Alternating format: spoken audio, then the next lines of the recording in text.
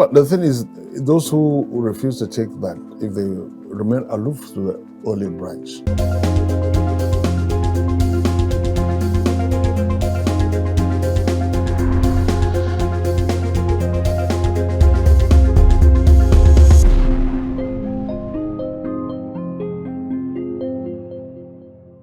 Now we'll begin this conversation taking our quote from Chief Obafemi Jeremiah Oyeni Awolowo, GCFR, who was a Nigerian nationalist and statesman who played a key role in Nigeria's independence movement. He once said, "Of course, my contemporaries scorned at me, but the facts of history are irrefutable. I consider it most unfortunate that our young thugs decided to introduce the element of violent revolution into Nigerian politics. No matter how they and our general public might have been provoked by obstinate and perhaps grasping politicians, it is an unwise policy." All right, our next quote is from Barack Obama, former US president. He once said, "You wouldn't let your grandparent pick your playlist. Why would you let them pick your representative who is going to determine your future?" That's a question to especially the youth. Harry Emerson Fordstrick, he is an American pastor. He once said, "Democracy is based upon the conviction there are extraordinary possibilities in ordinary people." Absolutely spot on. And our last one is from George G. Nathan, who is an American drama critic and magazine editor. He once said, "Bad officials are elected by good citizens who don't vote." Let's see how all of this go to relate to what we'll be discussing tonight. Very warm greetings and welcome to The Conversation. We are reaching you from KAFTAN's television studio here in the nation's capital, Abuja. I am Annabel Orji. Of course, the much talked about and much prepared, anticipated, and enthusiastic elections have come and gone. Well, perhaps for some people. They have moved on and anticipating a smooth sail from May 29th, 2023 and beyond. But while for some other people, it's a different kettle of fish because they feel disgruntled, they feel agitated, aggrieved with the conduct of the elections, starting from the electioneering process. Like they say, time heals all wounds, including this one. But how far are people willing to wait for that time to come is what we cannot dictate or explain at the moment. So we're still taking stocks and highlights of all that happened that transpired during the general elections, from the presidential elections down to the state assembly elections. And tonight we will be having this talk with Ali, Deputy Director, the Media and Publicity for APC PCC, that's the Presidential Campaign Council. And we will kickstart this conversation after this time out. Please stay.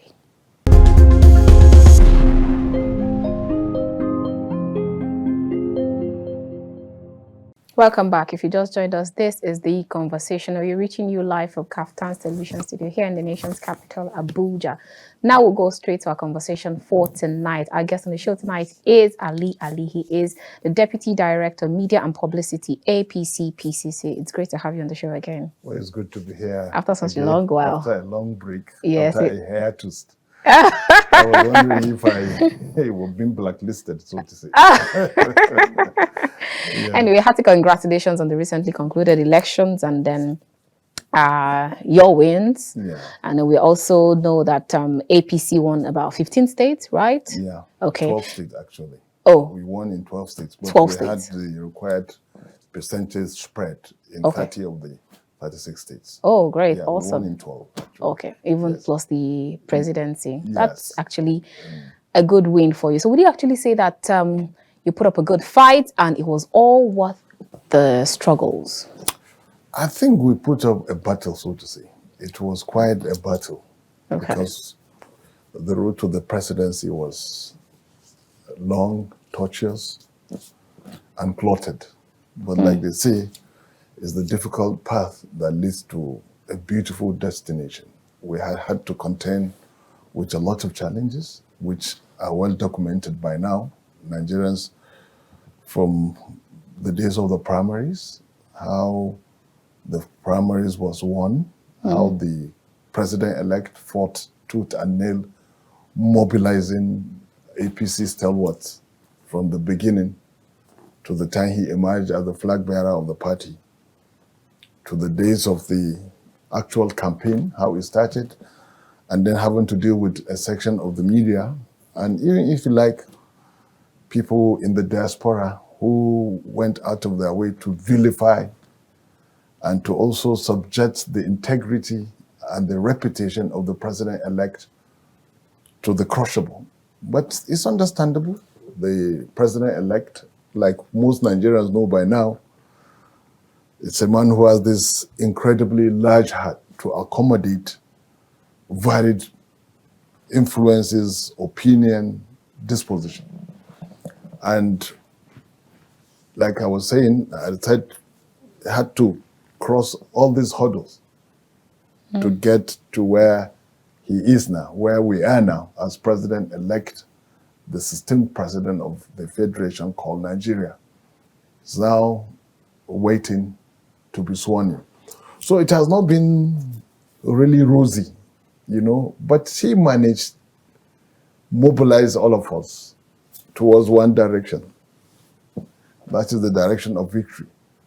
So it has been a long, long drawn battle. So when eventually he was declared president-elect, winning by almost 9 million votes, notwithstanding voter apathy, you will say that, but you will see that it was a clearly fought battle. And as soon as he was declared president, in his acceptance speech, he now dropped the gown of partisanship and assumed that of a statesman, which truly he is. Asked everyone, especially those who went into that duel with him, to come together. He said, look, we were not enemies. We were merely competitors. But is that true statement? Because you have a lot of people saying that's just political statements. Well, you have to begin from somewhere. Everything is politics. You know, you have to begin. You can't expect someone who has triumphed to also speak that language of belligerence. Is being a leader, you have to extend the hands of friendship. It's up to, you have to extend the olive branch. It's up to the opponent or your competitors to either accept or otherwise. And clearly some of them are not accepting that olive branch extended to them, which is understandable. Going by their own argument, there are some people who are still under the illusion that the president-elect is actually not. I have seen even of someone who, from the pulpit, says something very laughable, that he is not the president-elect. Well, it's understandable. Some people can't come to terms with what happened on February 25th, and eventually, who was eventually declared president. They are yet to come to terms with that. It's only now that it's dawning on some people that actually, but it's understandable. We wish that they would see things differently and come together, like accept this offer of friendship, come together, build a nation. 4 years from now, we repeat the same cycle.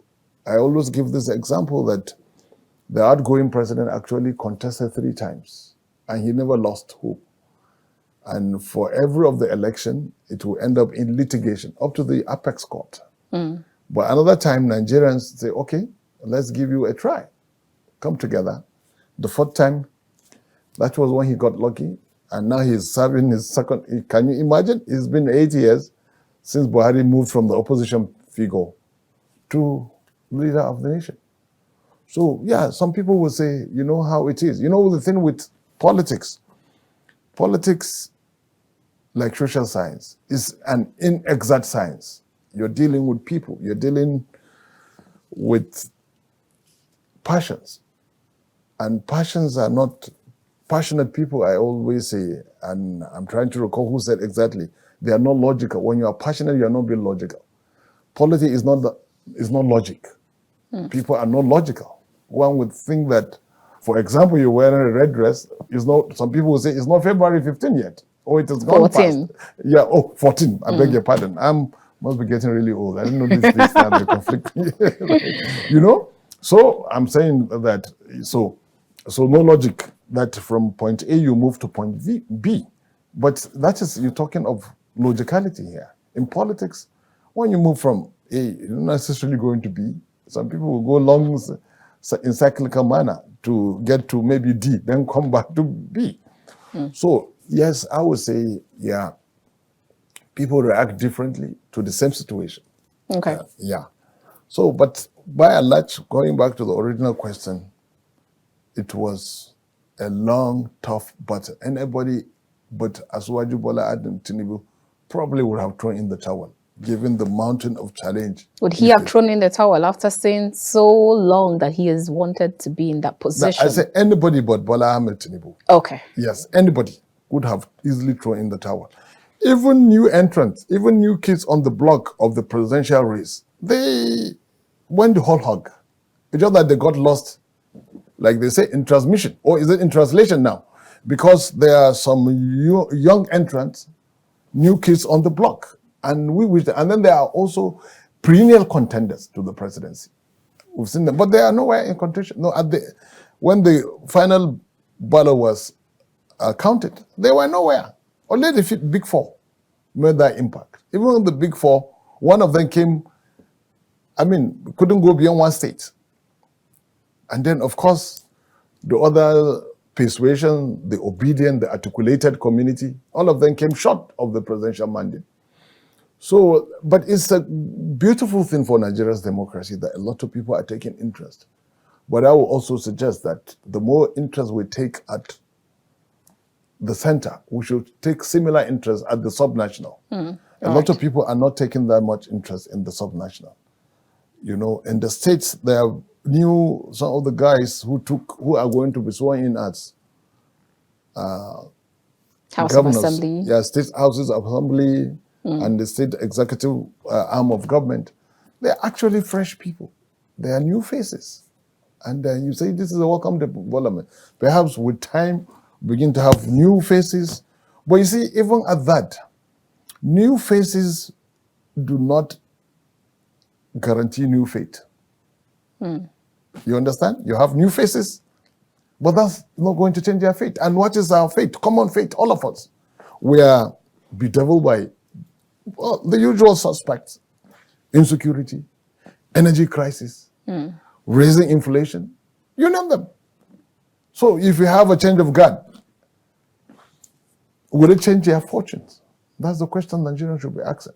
Not inanities, where you come from, what faith you profess.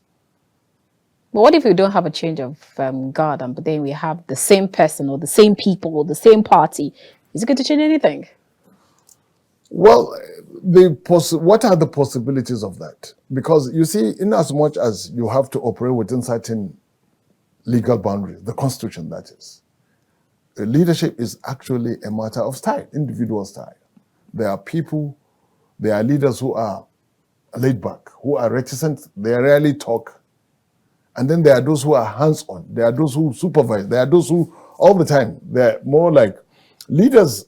You know the difference between leaders and managers. There are leaders who ordinarily should be managers, not leaders. And then there are managers who are leaders. The mindset there is that of management, not that of leadership. What leaders do is to have a vision. Then you get the managers to work that vision. Yes, Okay. that's the difference. But when you have people who ordinarily should be managers, then you give them leadership position. They will think and act like managers. Managers do things right, and leaders create the right environment. This is what they see.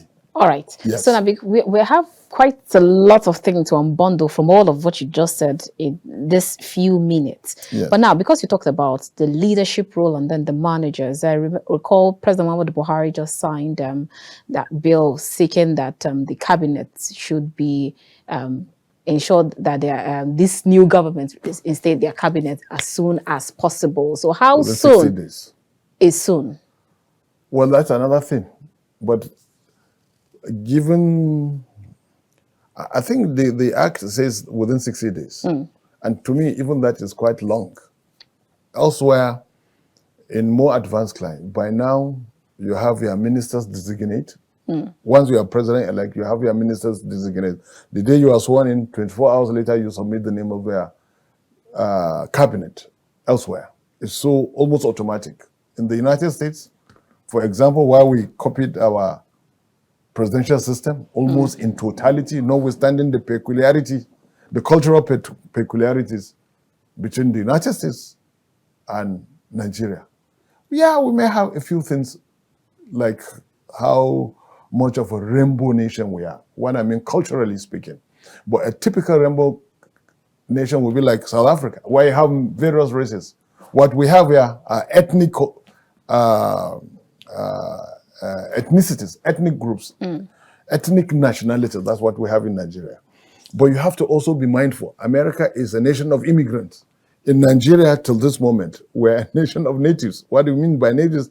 You may be born and bred, but then people in a community or in a society, in a location, all your life, you were born there, your parents might have come from a different part of the country, settled there, you were born and raised there. But when it comes to certain things, people will say, go back to perhaps where your parents came from. You understand? In the United States, it's not like that. What they do, if you are born in the United States, you can be president. If you are moved into the United States as an adult, you can be a member of the parliament. You can even be a governor. What you cannot do, the Constitution is very clear, you cannot be president of Nigeria, of United States, I beg your pardon.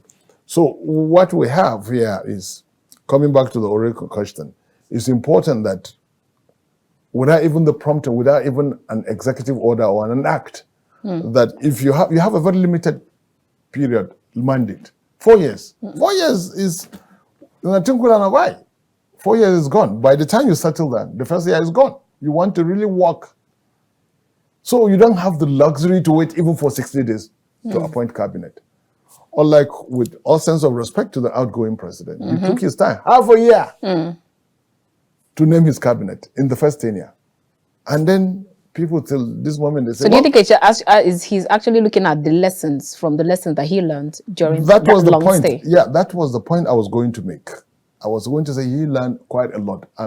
He's talking from an informed view, perspective. Nothing teaches like experience. When people give you theories straight from the textbooks, in practice, it's totally a different ball game. Completely different kettle of fish. In theory and in practice, they are two divergent worlds.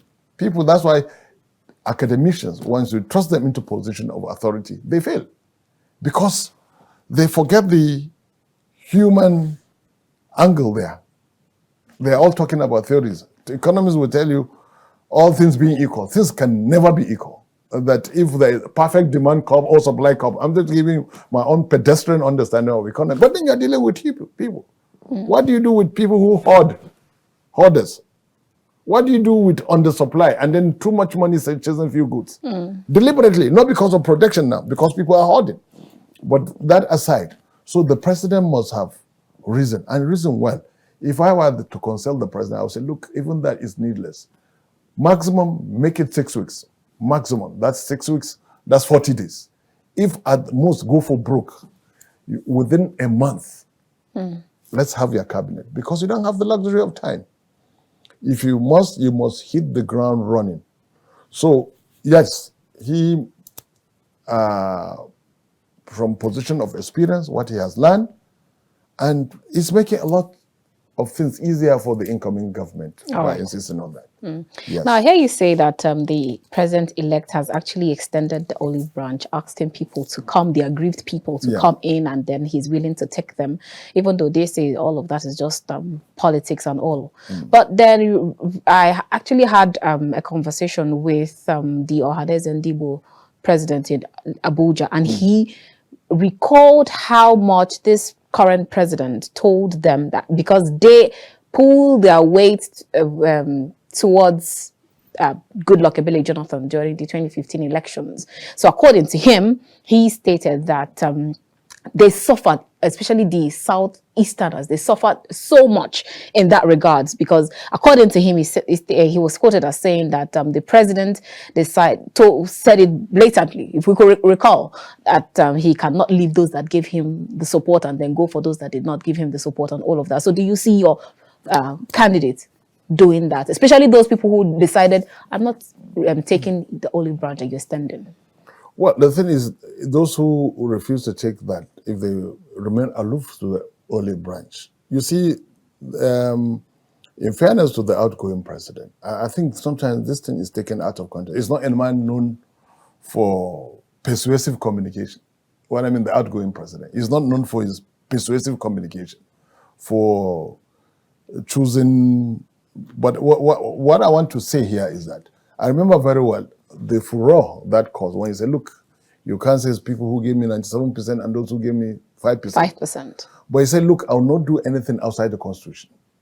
What he meant, he said, look, the Constitution says that every state must be represented in the Federal Executive Council. Every state. And every state, whether you are opposition or you are ruling, you must have a nominee from your state. And he has fulfilled that constitutional requirement. But how did he meet maybe members of his own political party, that's the APC, not the opposition? And in that, perhaps he's not been, the way I understand it, and I'm not speaking now to defend that, you understand. But then that might have been taken out of context. Everything that is statutorily due to those who contributed 5% to his electoral success were given to them. So are you saying that Nigerians just took that statement out of context? No, what I mean is that perception, some people took it out of context that, okay, if he has not breached the Constitution in any way in the appointment. But there have been these allegations with regards to nepotism, favoritism, all along. Yeah, of course. People will do that, especially when they don't see themselves. For example, now, people say, and this is something that has been defended routinely by the presidency, that the security apparatus hierarchy, they don't see themselves there. That is skewed in favor of one part of the country. And if you ask me how much that part of the country that is represented so heavily in the security apparatus at the highest level, how much of security is there in that region? You understand? Has it translated into better security for that region? This is the question Nigerians should be asking. Now, I don't want to go in too much into that, but look at it. If you, in a country like ours where perception is reality, you have to navigate this thorny path very deftly, or else you'll be misunderstood. And from that moment, people would relate to you or to the government the way they understood what the government. That may not be so. For example, I just made an allusion to a red dress that some people may think is Valentine. Just that's the popular perception. Oh, are we celebrating? But that's not so. That's not what we don't even know. But you see, to some people, perception is reality, and you have to be very circumspect. The right messages at the right time, at the right place. And you may even argue that how much of it has been controlled, the damage there by that perception. And like I said, the presidency has routinely explained. Like, for example, now, the question of this issue of the top military echelon being, even the security generally, being stuck against a particular region. Yeah, or a northern region. You would wonder, has it, like I said, has it impacted on that region? Yeah, exactly. But has it actually impacted on that region? That's the question I should ask you. You are the journalist here. No, I'm the one asking the question. No. That's why I'm throwing it back to you. I'm from the northern part of the region. So you should answer. No. Has it what I'm impacted saying on your region? I mean, be subjective. You understand? It should ordinarily have been better than it should be, given if you are talking of the figures at the top. But it's not so. You would expect that by now insecurity will be banished totally from the northern part of the country on account of the visibility and the office indigents of that part of the country hold at the federal level. You would think there will be insecurity will be totally banished. But to this moment, there are occasional forays, daring forays. People are still being kidnapped. People are still being needlessly mauled to death. And then, has it, just like when the previous government under Jonathan, PDP, if you look at those the commanding heights of the economy were, dominated by a certain part of the country, by a certain section of the country. The Minister of Finance, for example, the CBN governor, for example, the DG budget office, all of them were from a certain part of the. But has it translated into economic prosperity for that region? So what this tells you is that it's not even the face, like I made from the onset, the face, there may be a change in the face, but not a change in the fate. So if it means that, since you already said that a former government did so, the present government did so, so are you actually seeing the future government also taking that trajectory? No. See, you see, and that's why experience counts. You understand? You see, what is experience? Is when you make a mistake and you learn from it. That's the experience. Now, look at these two models now. The Jonathan model and the Buhari model, which in any case, I have always said, like the presidency argued in its defense when it was pressure to change the service. Say, look, the appointment of the service chiefs is absolutely the prerogative of the president. You understand? It has said this in the past. Now, but I'm not saying that, look, simply if it's my prerogative, that means I must flaunt it in your face. It's a matter of style. And the coming president is a man known as a city boy. He has this cosmopolitan disposition. We said it, very urbane, and that's why as governor, we always give this example. You see, the morning foretells the day. Well, you don't understand. I know what he has been governor of Lagos, and when he was governor of Lagos, he assembled a rainbow coalition. People from different parts of especially the Southwest, and indeed the nation. If you go to Lagos now, there is someone from Katsina who is a serving governor there. Is a serving commissioner. You understand? Right. So I expected now he has a national pan-Nigerian mandate. He would not restrict himself or fall into the trap of his predecessors. You understand? Hopefully. All right, so it's doable. All right. Yeah. So now for you, what next? Are you actually seeing yourself returning back to this side of the divide, or you just get one, maybe just be given one public office to manage, and then you suspend the paper, the pen, the mic for the meantime? You see, the allure of the newsroom is so irresistible. Oh, really? It's irresistible. It's not the first time I've been in public office. I mean, if you like, I've been a cabinet member at the state level, and I returned to the newsroom. Now, I haven't been both sides of the divide. I saw this as a challenge, and also to say, look, if you believe in something, it's not enough. All those who contested for the 2023 presidential election, I felt more comfortable with Bola Ahmed Tinubu. I saw him more like the unifier some people claim to be. Now, and that's why I treat my heart. Are you directly or indirectly throwing shades at someone? I missed that. When you said some people claim to be unifiers, are you directly or indirectly throwing shades at someone? No. Well, when they claim, yes, not really throwing shades. I'm not the one to do that. I'm just stating fact. Because if you tag yourself, you are a unifier, then there are so many things you've got to do to convince people. It's not enough. What's in your name, after all? I mean, there's a lot in your name. Rarely you see people call themselves burglars as a nickname. Do you see myself? I'm a burglar. Oh, my name is a burglar. No, because there is a lot in the name. When you claim something, then you should be seen to walk that talk or that vision. Now, you claim to be a unifier. Well, the election is long gone. But then there is so much discord. You presided over a Tower of Babel. Now, this man never claimed to be a unifier. You see unity by the people who surround him from all over. And that's why you see an Ali going to great lengths to promote a Bola Tinubu. Not a Shegun promoting a Bola Tinubu. You understand? So and then you see all over, north, west, south, east. And that's why if you look at those who gave Tinubu their mandate, they cut across Nigeria, everywhere. So I see myself really, like I said, it was a challenge, and I think I have learned a few things. Because for you to be a consummate journalist, sometimes, like going by this Machiavellian philosophy, which sometimes is worth subscribing, that for you to understand the nature of princess, you have to also be a pauper. And for you to understand the nature of paupers, you have to be a prince. So both sides of the day, I have seen worked with the politicians now. I've seen their double speak. I understand their language up to a point, but there are instances where up to this moment, I don't understand the ways of politicians. All right. Yes. Let's go on a quick break, and when we return, we'll continue this conversation with Ali, Deputy Director, Media and Publicity, APC PCC. I will be right back. Please stay tuned.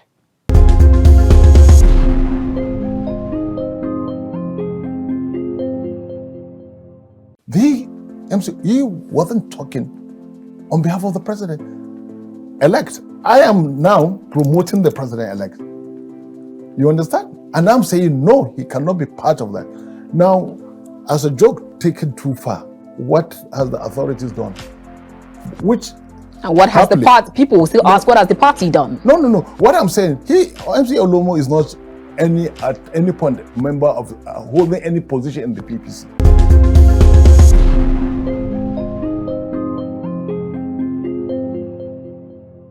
Welcome back. If you just joined us, this is The Conversation. We are reaching you from KAFTAN's television studio here in the nation's capital, Abuja. If you actually missed out on the first segment of the show, then you can still join us again. We've been chatting with Ali. He is the Deputy Director, Media and Publicity, APC Presidential Campaign Council. All right, before we went on that break, we actually talked about quite a lot of things, and then we talked about you. Now, I recall you saying that Bola Ahmed Tinubu is a leader, not just a manager. And then I recall you talking about how much someone like Ali can actually go and vouch and be rooting for a Bola Ahmed Tinubu instead of Shegun and all.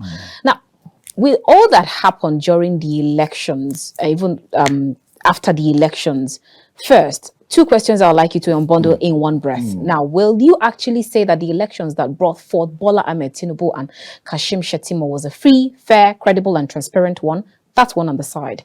And then secondly, we've seen APC chieftains make statements, inciting statements that hit the polity. You see people like Femi Fani-Kyle, they see people like Bola Onanuga making some kind of inciting statements that has actually made the international community be the one to ask, why are these people making these statements and all? Isn't there a way that your leadership, especially with the party, and because they make these statements defending or in the name of your party. So, and there's ways that your party or the leadership of your party call these people to order and remind them that we still want Nigeria, not making statement that here's the polity. Well, when you say they make statements hitting the polity, I wonder what statement. Because I'm not saying, I'm for a very pensive, when you are public communication, you should be measured. You should be mindful of your diction, especially if you are speaking on behalf of someone. I have said it over and over again, that public communication, especially if you are representing government, should be grounded in sobriety. You should be mindful of your language. You are not at liberty to be flippant. Now, I still want to say what were the statements, unless I know them. For example, now. Where you hear statements like if Bola Ahmed Tinubu is not sworn in May 29th, and then what some people would actually do in that regard, or you hear statements like talking about the coup d'etat that he was taken in by the DSS and then later let to go. Such statements. Doesn't need that. Well, let me check the last one. That I've seen that flying around. That look, they will make Nigeria ungovernable. To me, that is, it can be someone like Fani Kade who will say that you've won the mandate. Why would you play the script? And I'm saying this. But he has not come out to deny it. But has he ever said that in public domain? I'm yet to see that. We communicate often. I'm not defending him now because he has a reputation in the past. He has said something as, like the one that the DSS invited him and he defended himself. But I can't see him being that flippant. And I'm saying it on air. And if I'm going to send this to him, if once it gets, you understand, I can't see him saying, why will you play the script of the opposition? You are the president. You have a president in waiting. Why would you want to make a country you fought so hard to have the citizen entrust their leader, your principal with the mandate and speak so flippantly? So this is objectionable. You cannot, is objectionable, and I'm repeating it, is objectionable. You cannot play the script of the opposition. The opposition, if you recall, especially the LP, they've threatened fire and brimstone. But then sometimes we've seen the presidential candidate come out to say that we, the Labour Party, no, I'm not for this. But then your party has not come out to... The deputy and the vice presidential candidate of the LP, he was on air. He said, look, it will be absolutely, unacceptable if Bola Tinubu was sworn in on May 29th. Probably, and I'm saying probably, I'm not certain now. Until this moment, I'm yet to come. I have seen that attributed to Fani Kaide. If perhaps, I'm not saying perhaps, I'm not agreeing to this moment that he will be. Fani Kaide is a lawyer. He's a lawyer. And of course he is someone who is very ferocious when it comes to promoting or defending his principle. We've seen him done that on both sides of the divide. In 2015, when he was on the other side, we've seen how ferocious he was in promoting the candidature of the people he supported at that. But we've seen also, and if you look at it now... And then we've also seen videos of him making statements about your own party. Exactly. This is what I'm saying. He's ferocious which side of the divide. He's totally committed. Sometimes he can go to the extreme, you understand. But to me, I've also said this, and I'm saying it again, I've said it to his face in the past in the meeting, that sometimes we have to be moderate in our approach to public communication. But he said, look, he cannot sit and see his principle being misrepresented. And for that, he said in the meeting that if they hit his principle, he's going to react more harshly. But that is not, like I said, now we have a president in waiting. We have a president-elect who cannot play the... Look, we're representing not just the APC. The mandate is to represent all Nigerians, including those who are not even of voting age. After all. So if you're going to represent all Nigerians and then you keep hearing statements like that, we also recall the one that was made by MC Oluomo before the elections, which a lot of people, even the CP of Lagos, came out to say that it was just a joke. And then some people say that that's even a joke to say that it is a joke. So with all of these statements, and you want to unify the country, how would you make these statements and then you sending the olive branch to people? No, you see, let me tell you something. See, and this is very important for our viewers and for those who want to hold the president-elect. You see, any system, there are people who can tend to go overboard. Then how do you describe the position of Asari Dokubo, for example, who said, look, if those who, let them see. But everybody, they can go to the extreme. Like the Lagos Commissioner of Police now responding that it's a joke. To me, that was a joke taken too far. And I'm saying this, mindful of the fact that, and this is Ali talking now. I'm a journalist, and one of the... So it is the journalist we are talking to, yeah, not and the deputy director APC. This is the counsel I will give the incoming commander-in-chief. That look, we are not part of this. He cannot be part of any process that would threaten the collective unity of the nation. He wasn't talking on behalf of the president-elect. I am now promoting the president-elect. You understand? And I'm saying, no, he cannot be part of that. Now, as a joke taken too far, what has the authorities done?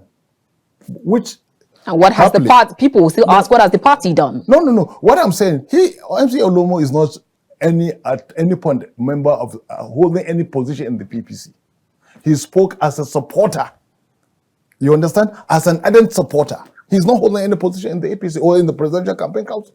What of the other people? No, I was talking about, till this moment, what Kanika said, to me, is still in contention. It's something that people can do. You know what the social media does now? People can take things, attribute it to people who have no clue whatsoever, but they'll go back to history because they have had a reputation of going overboard in the pursuit of their interest, political and otherwise. Now can now take something, attribute it to them, and say so. They have had this very laughable, up to this moment, largely unproven, that the late military head of state, Sani Abacha, said, if an insurgency lasts for more than 24 hours, the government has a hand in it. I studied, I went, asked questions. At no point did the late president say that. But it has gained traction. If you told people that Abacha never said that, people would say, no, you were the one. And you were the one now who is lying. But you see, the responsibility is to go beyond the layer. Now, if Fani Kaide did say that, it's unacceptable, and I condemn it, and I'm using this medium to distance the president-elect from that position. All right. Yes. All right, so I asked the first question. Would you actually say that the election that brought forth the president was a free, fair, credible, and transparent one? Now, with all of these arguments and questions, even from some international observers who are still asking, how is it possible for someone to win an election over a month now and there are no widespread jubilation? Because if you look at some states, I'm not going to mention names, you still see at 2 a.m. people are still out there jubilating. But then at the national level, you would not say the same thing. So I'll bring that question to you. Yeah. Well, let me also throw it back to you. As a journalist, what's their own understanding? Was it not free, fair, and credible? Because you see, sometimes we are given political responses to this. This was an election that was conducted in the open. We've all seen the proceedings. And people who are challenging the transparency of the election and who are also questioning the credibility of the election are the same people who, where they think, rightly or wrongly, that they've, quote unquote, they either been rigged out, where they rigged out other people, the election there is acceptable. But where they think they were rigged out is unacceptable. I've seen the vice presidential candidate of the my goodness, Labour Party. LP, Labour Party, I don't know. It said, look, the election that brought in 6 million votes for the LP, those votes are valid. The one that had over 8 million Nigerians vesting their trust and faith in the APC, that's my candidate, is manufactured, was manufactured. Now, see, unfortunately, I'm also saying this of the media, a section of it also, they've been primed to. We've seen how much of the media was involved, a section of the media, how partisan it was, how they would take ordinary mortal imperfections of Bola Ahmed Tinubu, amplify it, and make it look like the man is actually a retard. We've seen that, a retard. You remember the Balablu? But we've seen. But didn't he make the statement? Who?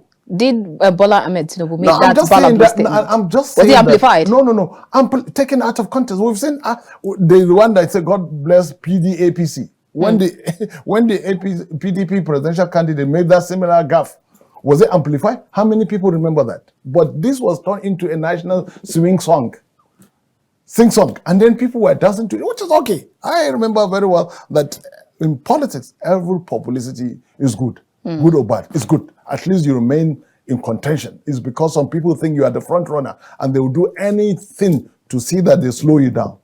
So, why are there no jubilations?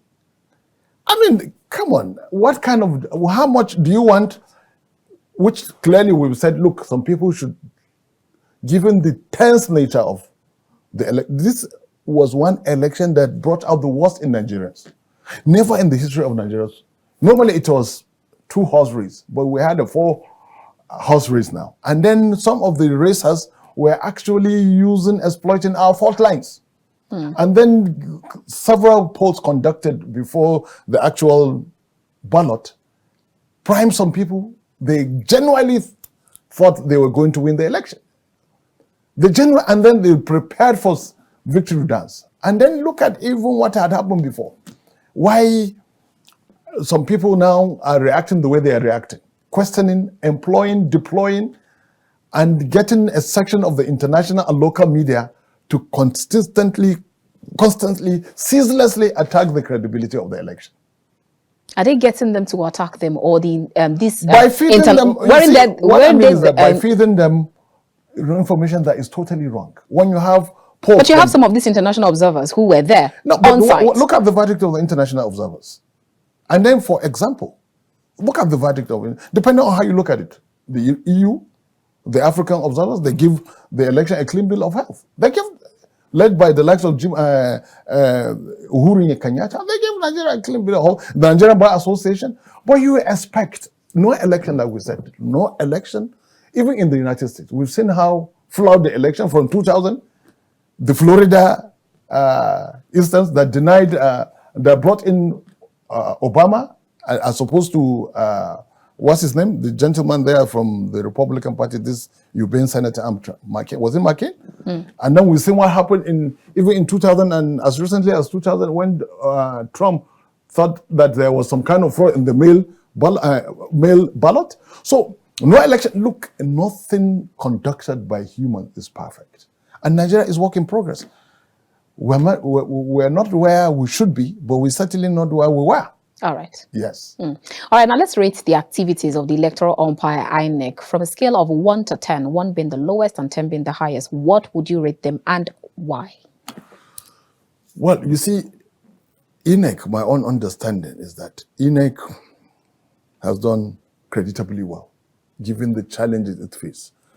You have to be, like they say, it's one thing to lead the horse to the river. It's another thing to make to get the horse to drink. You understand? Now, Nigerians, all of us, and I'm not passing the buck here, all of us, all Nigerians. I remember one Catholic priest was saying that most times we look at the empire when he saw the divulge of criticisms, because some people are disappointed that INEC couldn't play their script. One of which is that it came to the fore that when INEC said they had glitches in the Vivas, and that's why there was a delay in the transmission of electronic transmission in real time. It came to the fore. At least the Minister of Communication said, look, in one day alone, INEC server was attacked more than 1 million times. One single day. One single day. And some people extended that further. And that's why some people say, look, INEC had a sinister motive till this moment. But then, as it's coming to the fore, this is a question I've been asked before. I said, look, all results, I'm going back slightly now before I come back to, in the previous, why INEC explained why it couldn't transmit in real time. That's the presidential results. In the presidential results, that there were glitches. But after that, it came to the fore. At least the Minister of Communication said, in one single day, INEC have over 1 million times. So you say that hack or that the minister was talking about only affected the presidential results? No, what I'm saying is that you asked me this question, how will I rate the INEC? And I say, given the challenges it met, given the level of preparation, I will give it a 7, between a scale of 1 to 10. Why not higher? You understand? Why it could have been higher? Or why not lower? Why not lower? Because if it happens that APC didn't win the elections, will you give them 7? Lost a few states. You understand? It lost Lagos, it lost Kano in the election, and it lost Katsina. I'm talking about nationally. If No, APC, this is what I'm saying. won. The national election, the presidential election, Tinubu was defeated in his backyard, Lagos. The Labour came tops. In Kano, NNPP defeated APC. APC has a sitting governor in Kano. APC has a sitting governor in Lagos. In Katsina, APC has a sitting governor at the homestead of the president. APC lost it. And so many other places. You understand? In Oshun, APC was given a bloody nose. That's the stronghold, the Southwest is the stronghold of the president-elect. So, we should certainly give some thumbs up for the electoral body. You understand? Elsewhere, it's impossible. Under Obasanjo, we've seen the president declared when the election were not fully conducted. And till this moment, he's defending that election. That sham election. So that's why I'm giving it that, of course, you see, it's work in progress. And Nigerians, trust Nigerians. Nigerians were amazing people, very amazing people. Nigerians, we have this can-do spirit. When you ask a Nigerian anywhere on the face of the earth, the Nigerian is unique. The Nigerian will almost always find a way when they say there is no way. You ask the members of the international communities. They say Nigerians were so blessed. We're so blessed that, that's why, given the challenges back home, I would say the electoral bar has done that. And 77 is that's an A. That's an A. Why not lower? Because this is how we were some 15, if you like, 12 years ago. All right. Yes.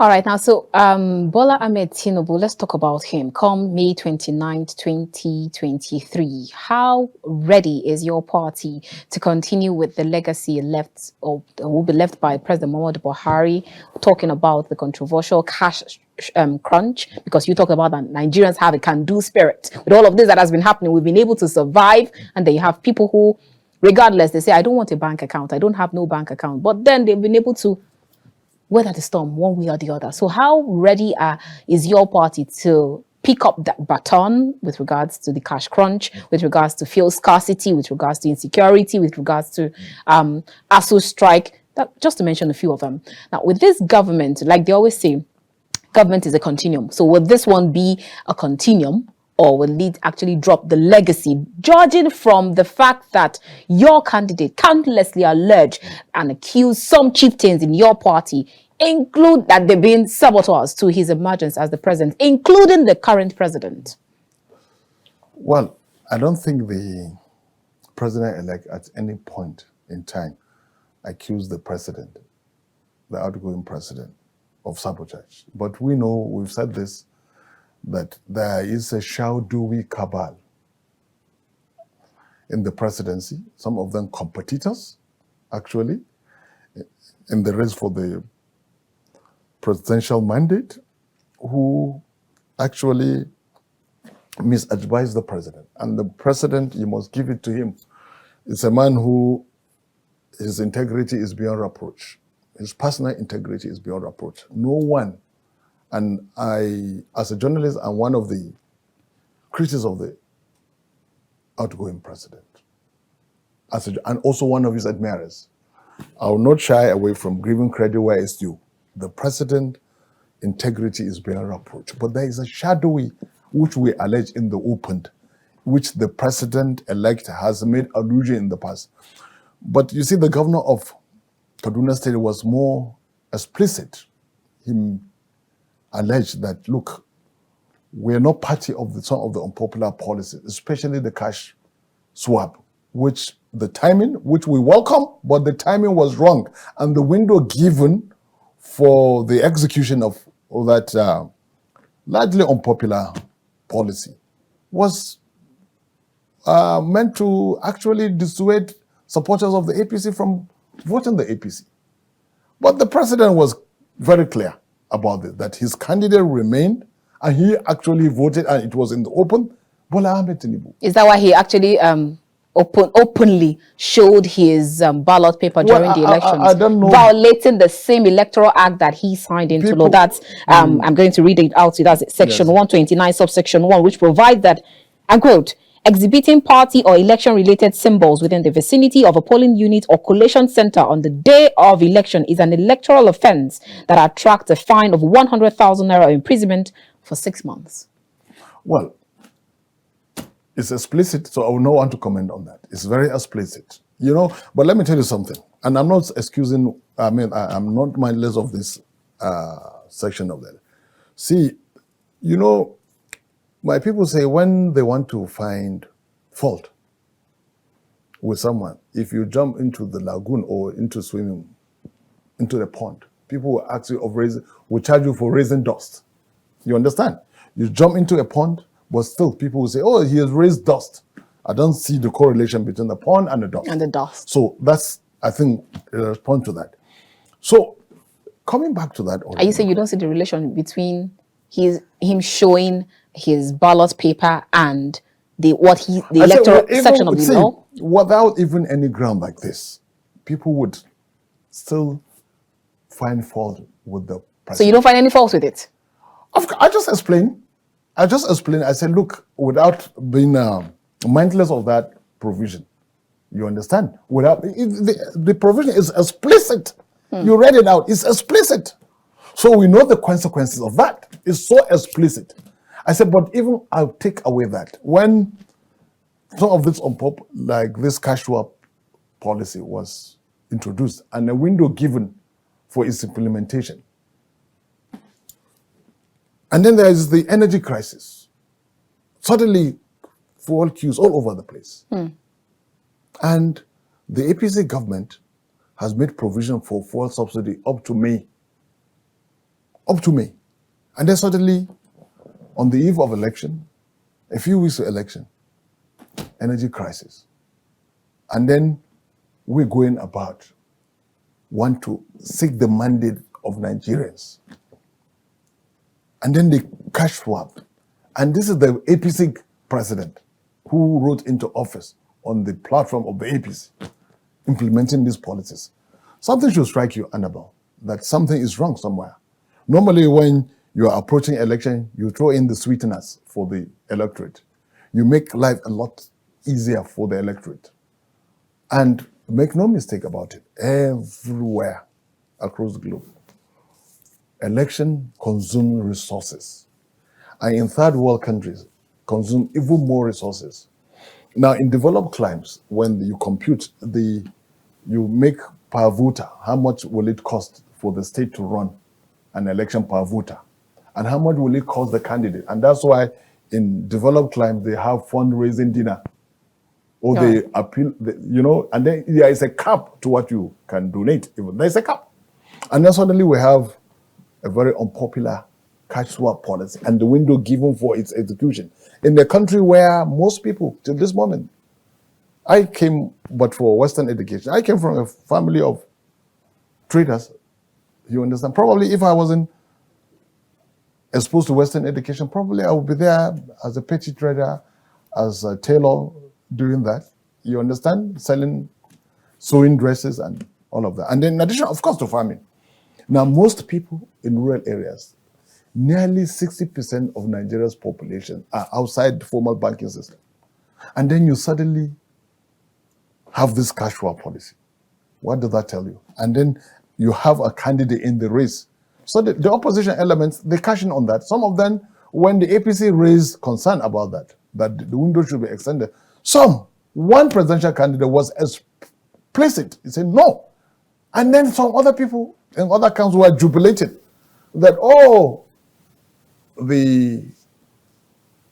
it's targeted at our principal. That is the one with the bullion. But it's still ongoing. The cash days, the angst is still right there in the pulse. You can still feel it in the pulse from people in the streets, and even they feel scarcity, even up until this morning. But you see, the first scarcity has eased.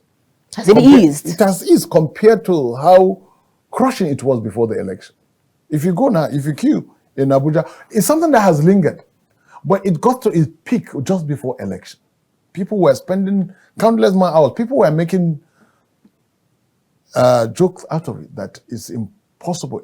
And then the opposition, especially the Labour Party, cashing on that is nonsensical.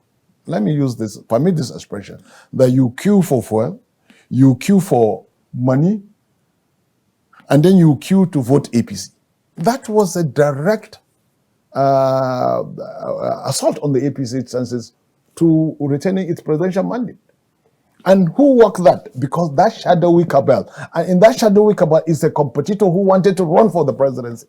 It's all in the public domain. Are you going to put a name to it? No, everybody knew that the CBN governor wanted to run for the president.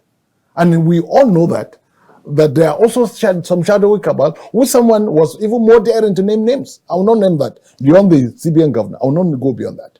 So if you are indirectly saying that the CBN governor advised the president with regards to the cash crunch and the controversial cash policy and all of that, so are you then saying that isn't that going to be the same thing that will happen? Because the president-elect will definitely get cabinet members who will advise him, who will be special advisors. So what if that happens again? You see, my president-elect consults widely. What I'm saying, he consults widely. He's urbane.